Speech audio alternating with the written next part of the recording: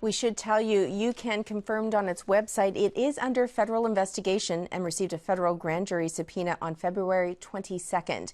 The two UCAN employees who complained of wrongdoing are Charles Langley, an analyst with UCAN, and David Peffer, an attorney with the Watchdog agency. They join me in studio now. Thank you both for being here. Thank you. Now, I want to let people at home know we're not going to get into the details of your allegations against UCAN employees, and this involves higher senior management employees at UCAN because, of course, these are allegations. There has been no indictment at this point, but Charles, I want to begin with you and ask you, when you first went to the board to report what you felt was financial impropriety.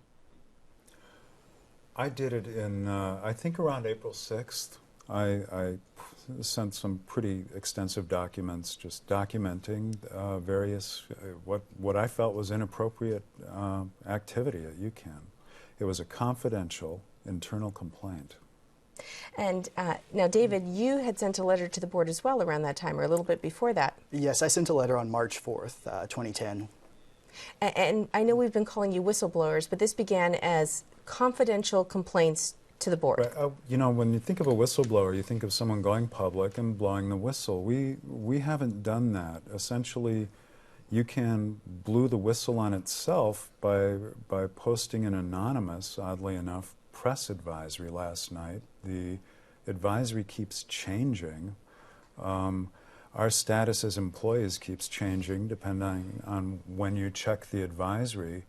And we didn't go to the media. We didn't take this outside of the family, and we didn't ask for this, and we don't want UCAN to dissolve. We don't think it's appropriate for UCAN to dissolve at this time. So let's back up a little bit. You had concerns. You went to your board. You wrote them formal letters. What did the board say to you? How did they respond? It took them a while to respond. It took a couple of weeks, and when they did, it was very hopeful for us. They had retained what they said was a really well-known nonprofit attorney, and they said they were going to conduct a full forensic audit. That never happened. The audit never happened. And so then what happened? You went to a lawyer. Well, we waited. We waited patiently for some type of result from this investigation. We're still waiting for the results of what is essentially a secret investigation. And what's disturbing about this is UCAN is member funded. It's a 501c3 nonprofit that enjoys huge tax advantages. And in a sense, every U.S. and California taxpayer owns a piece of UCAN.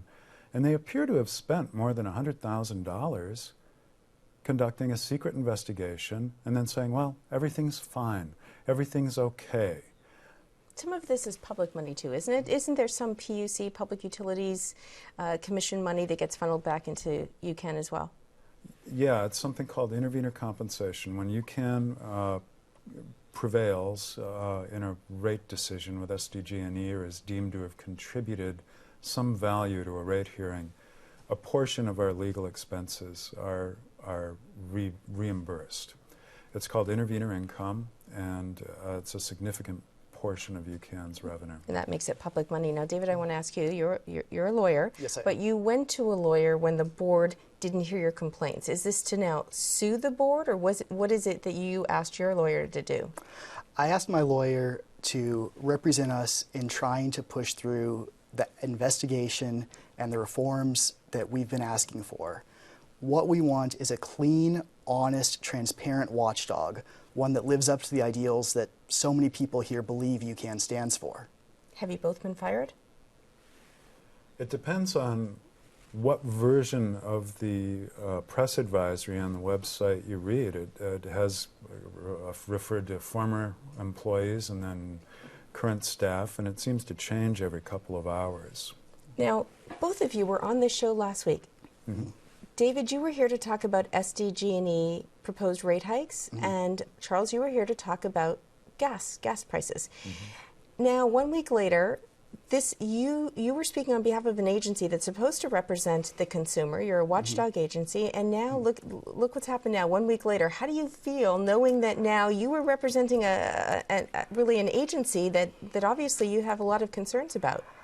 This is devastating. It's something that's been going on in the background for quite a while, but we were always hopeful that we could change things, that we could make this agency something great. And with the dissolution, it's heartbreaking.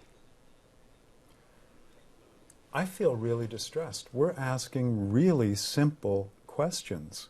How much money was there? Where did it go? How was it spent? In what accounts?